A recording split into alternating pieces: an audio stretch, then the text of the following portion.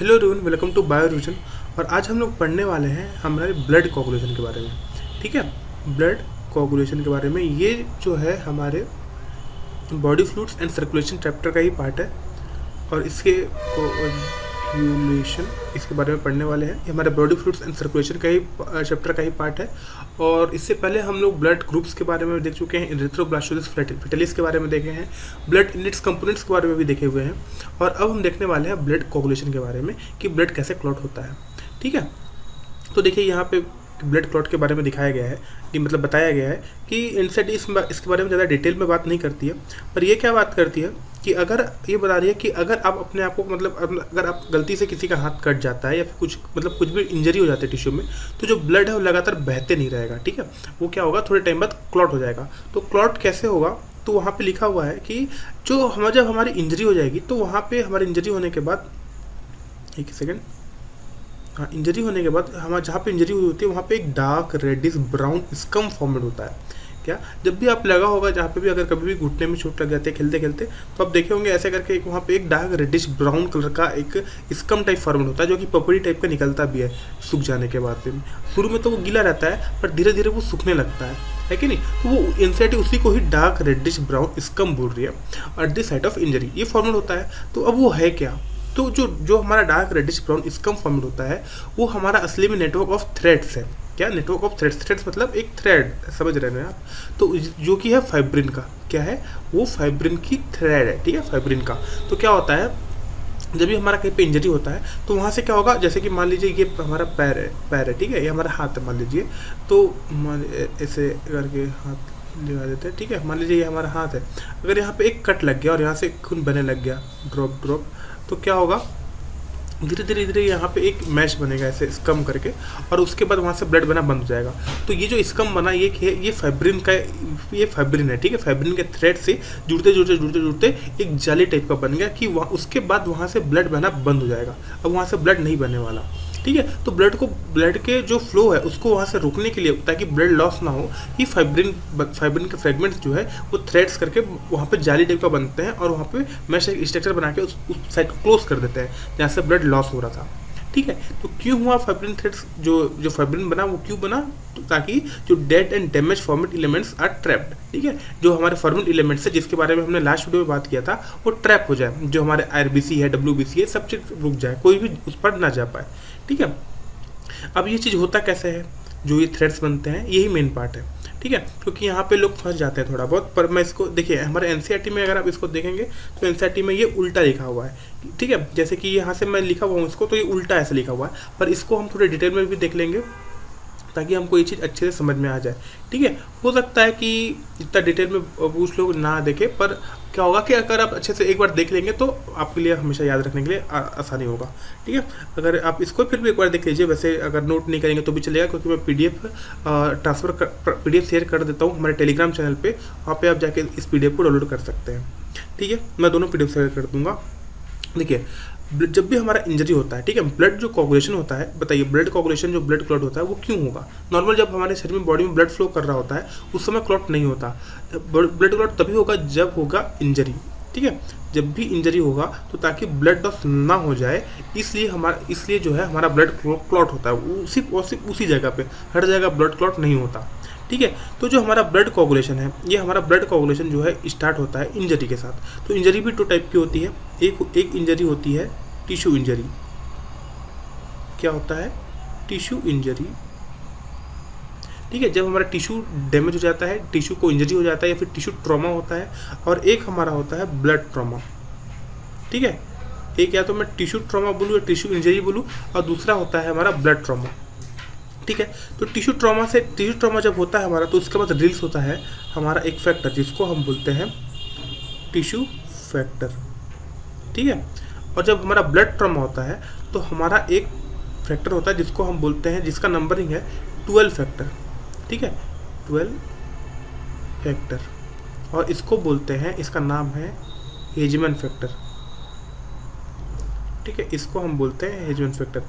देखिए, जो हमारा जब ब्लड क्लॉटिंग वाला होता है, इसमें हमारे पास बहुत सारे फैक्टर्स होते हैं। ठीक है, सारे के सारे फैक्टर जो है ब्लड में हमारे घूम रहे होते हैं, but inactive stage. Inactive state they are transferring in our blood, ठीक है, स्टेज। लेकिन जैसे ही हमारा इंजरी होता है तो वो धीरे धीरे क्या होता है, वो एक्टिव होना स्टार्ट हो जाता है, ठीक है, क्या होता है, एक्टिव होना स्टार्ट हो जाते हैं, ठीक है। तो देखिए टिश्यू इंजरी ऐसे हुई, जो हमारा टिश्यू फैक्टर है वो हमारा रिलीज हुआ। टिश्यू फैक्टर का एक और नाम है जिसको हम बोलते हैं थ्रोम्बोप्लास्टिन, ये नाम सुना होगा, थ्रोम्बोप्लास्टिन, ठीक है। ये सारे के सारे इनएक्टिव स्टेट में कहाँ घूम रहे हैं, किस में घूम रहे होते हैं, प्लाज्मा में, ब्लड में घूम रहे होते हैं, तो ठीक है, लेकिन ब्लड के भी कौन से पार्ट में, तो ब्लड प्लाज्मा में घूम रहे होते हैं, ठीक है। तो जैसे टिश्यू इंजरी हुई, हमारा टिश्यू फैक्टर या फिर थ्रोम्बोप्लास्टिन रिलीज होता है, और थ्रोम्बोप्लास्टिन जो है यहाँ से मिलता है एक 7A फैक्टर आता है, क्या, यहाँ से ब्लड से ही एक 7A फैक्टर आता है जिसको बोलते हैं कोएगुलेशन फैक्टर, ठीक है। तो ये हमारा, ये दोनों के दोनों टिश्यू फैक्टर और ये हमारा 7A फैक्टर दोनों के दोनों मिलते हैं और दोनों के दोनों बनाते हैं एक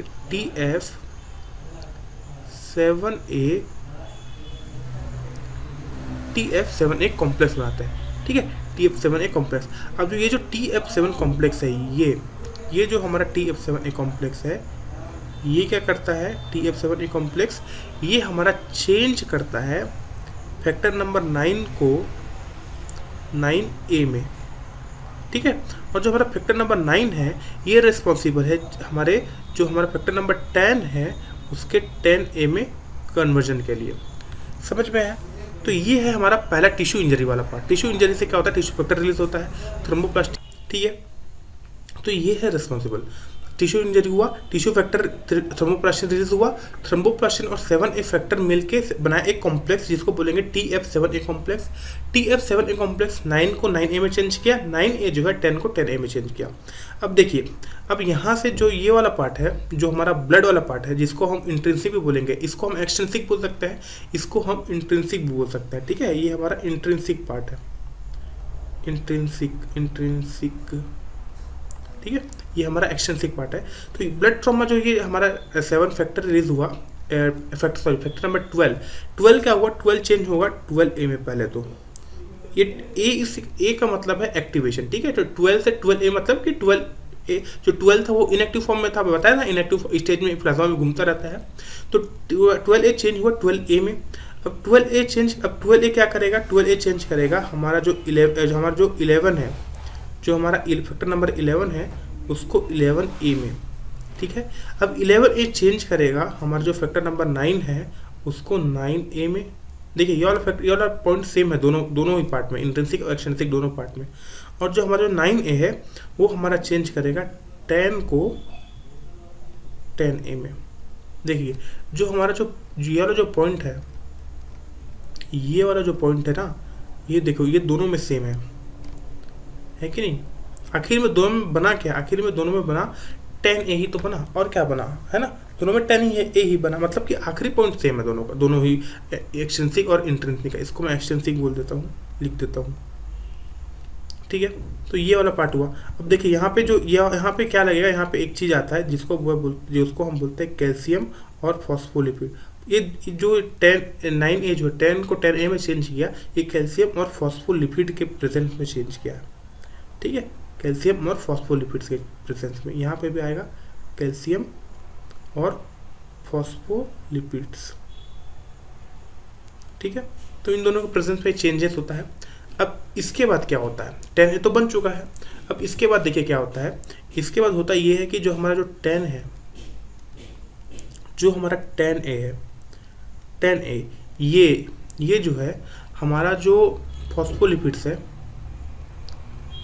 फॉस्फोलिपिड्स, कैल्शियम आयन और फैक्टर नंबर 5A का एक्टिवेटेड वाला, मतलब 5A है ना। तो ये सब जो है मिलके क्या करते हैं, जो सबसे हमारा जो इम्पोर्टेंट है वो है हमारा प्रोथ्रोम्बिन, जो कि इनएक्टिवेटेड फॉर्म में घूम रहा है क्योंकि उसमें प्रो लगा हुआ है। तो प्रोथ्रोम्बिन ये कहाँ प्रेजेंट होता है, ये प्रेजेंट होता है प्लाज्मा में, ठीक है, इन प्लाज्मा में घूमता रहता है। इसका जो नंबर है वो है 2, फैक्टर नंबर 2 आएगी, ठीक है। तो प्रोथ्रोम्बिन को क्या करते हैं, चेंज करते हैं थ्रोम्बिन में, ठीक है। प्रोथ्रोम्बिन को क्या करते हैं, चेंज करते हैं थ्रोम्बिन में, मतलब कि जो 2 था वो 2A हो गया, एक्टिवेट हो गया। अब जो थ्रोम्बिन है, थ्रोम्बिन का यहाँ से दो इम्पोर्टेंट पार्ट दिखता है, ठीक है। थ्रोम्बिन का क्या दो इम्पोर्टेंट पॉइंट दिखता है कि इसके यहाँ से दो काम है। पहला काम इसका जो है वो है हमारा जो फाइब्रिनोजन है, फाइब्रिनोजन, इसको ये ब्रेक करता है फाइब्रिन फ्रेगमेंट्स में, फाइब्रिन को तोड़ता है ये फाइब्रिन फ्रेगमेंट्स में, फाइब्रिनोजन को तोड़ता है फाइब्रिन फ्रेगमेंट्स में, ठीक है। और एक काम ये और करता है, और वो क्या करता है, ये जो करता है, जो हमारा जो फैक्टर नंबर 13 होता है, फैक्टर नंबर 13 उसको चेंज करता है, ये है 13A में, ठीक है। फैक्टर नंबर 13 को चेंज करता है 13A में, ठीक है। फैक्टर नंबर 13 क्या है? फैक्टर नंबर 13 को अगर मैं बोलूँ तो इसको हम बोलते हैं फाइब्रिनोलाइगेस, फाइब्रिनोलाइगेस, ठीक है। फाइब्रिनोलाइगेस है ये। फाइब्रिनोलाइगेस मतलब समझ आ रहा होगा, जो लाइगेस मतलब जोड़ने वाला, और फाइब्रिन मतलब फाइब्रिन, तो फाइब्रिन को जोड़ने वाला है ना, मतलब कि ग्लू बोल सकता हूँ एक तरह से। तो ये दोनों यहाँ से क्या होता है, ये दोनों यहाँ से मिलते हैं, यहाँ से ये आता है, यहाँ से ये आता है, दोनों के दोनों जो फाइब्रिन है और फाइब्रिनोलाइगेस है जो एक्टिवेटेड वाला पार्ट है, ये दोनों के दोनों मिलते हैं, और दोनों के दोनों मिलने से यहाँ पे बनता है स्टेबलाइज्ड फाइब्रिन मैश, या फिर एनसीईआरटी इसको लिखती है डार्क रेडिश ब्राउन, एक सेकेंड, एनसीईआरटी इसको क्या लिखती है, डार्क रेडिश ब्राउन स्कम, ठीक है। ये जो डार्क रेडिश ब्राउन स्कम है असल में क्या है, वो स्टेबलाइज फाइब्रिन मेश है, ठीक है। फाइब्रिन थ्रेड्स को ही फाइब्रिनोलाइगेस के थ्रू जोड़ दिया गया है, और वही हमारा जो घाव है उसको रुकने से रोक रहा है, उसको जो हमारा जो भर दिया, मतलब कि जो हमारे फॉर्मल एलिमेंट्स है वो ट्रैप हो गया वहाँ पे इस फाइब्रिन मैश में, अब उस पर नहीं जा पाएंगे। मैश बोले तो एक जाली टाइप का, जालीनुमा स्ट्रक्चर, मतलब कि ऐसे ऐसे है, ठीक है। तो ऐसे ऐसे स्ट्रक्चर है, ये ऐसे बंद कर दिया। अब जो मॉलिक्यूल्स है वो इस छेद से बड़े हैं, है ना, मान इतना बड़ा मॉलिक्यूल आ रहा है, तो इस पार में इससे इस पार नहीं जा पाएगा। क्यों नहीं जा पाएगा? क्योंकि रोक दिया। तो ये जो रोका है ये क्या है, ये है हमारा फाइब्रिन का मैश, ठीक है। तो ये है बहुत इंपॉर्टेंट पॉइंट। तो उम्मीद करता हूँ आपको चीज़ समझ में आया होगा। अगर हम जो नीट वाले हैं, जो जिसको हमको नीट देना है, तो वो सिर्फ इस वाले पार्ट को दे सकते हैं, ठीक है। ये वाला जो पार्ट है ये only NEET, only in NCERT में सिर्फ इतना ही है कि नहीं। जो प्रोथ्रोम्बिन है वो थ्रोम्बिन में बदलता है इसकी मदद से, है ना, इसकी मदद से प्रोथ्रोम्बिन थ्रोम्बिन में बदलता है। थ्रोम्बिन क्या करता है, फाइब्रिनोजन को फाइब्रिन फ्रेगमेंट से बदलता है, और जो और फाइब्रिनोलाइगेस को एक्टिवेट करता है, और ये दोनों के दोनों फाइब्रिनोलाइगेस और फाइब्रिन फ्रेगमेंट मिलके डार्क रेडिश ब्राउन स्कम भी फाइब्रिन मैश दोनों में से कोई भी बना लेते हैं, है ना, और इससे हमारा जो ब्लड लॉस है वो रुक जाता है, ठीक है। इसका आगे वाला पार्ट ये थोड़ा एक्स्ट्रा है, ये भी मैं बता दिया कि कैसे होता है एक्सट्रिंसिक इंट्रिंसिक, ठीक है। तो हो सकता है अगर आप स्टेट विटेज पीएमटी कहीं पे दे तो ये हो सकता है ये चीज़ काम में आ जाए, है ना, ठीक है।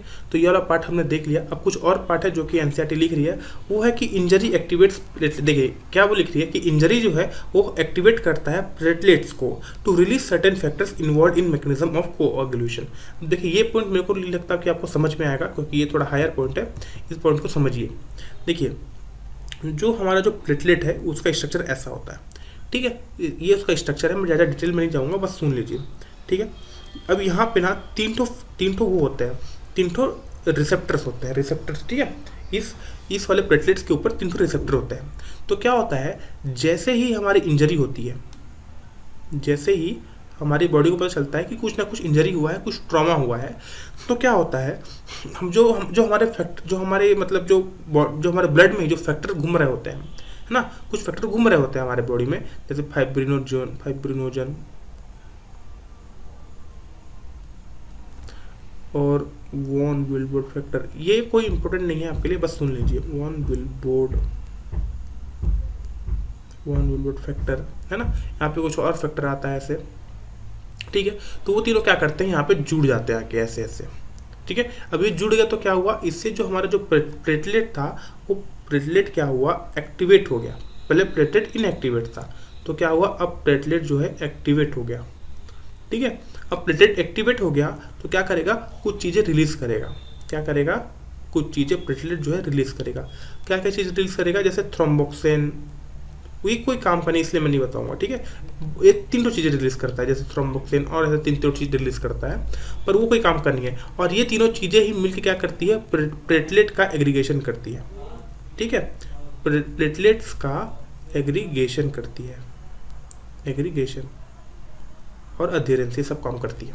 ठीक है, ये चीज़ इससे एकदम अलग है। ये जो प्लेटलेट वाला चीज़ है ना, वो हमने ये हमेशा सुना है कि जो हमारा जो ब्लड लॉस होता है वो प्लेटलेट के कारण ही बचता है, लॉस होने से। लेकिन आपने देखा यहाँ पे, जो भी हमने मैश बनाया, यहाँ पे प्लेटलेट का कोई भी यूज़ नहीं था, है कि नहीं। फिर हम ऐसा क्यों पढ़ते हैं कि प्लेटलेट ही हमारा ब्लड को लॉस होने से बचाता है, वो इसीलिए क्योंकि ये जो मैकेनिज्म है ये प्लेटलेट से ही एक्टिवेट होता है, प्लेटलेट से ही चालू होता है। ये जो सब जो चीज़ है, जो यहाँ पे ये जो मैश है ना, यहाँ पे प्लेटलेट जो है एडहेरेंस करते हैं, एग्रीगेशन करके क्रॉस लिंकिंग बना के रोकते हैं बाकी एलिमेंट्स को आने से।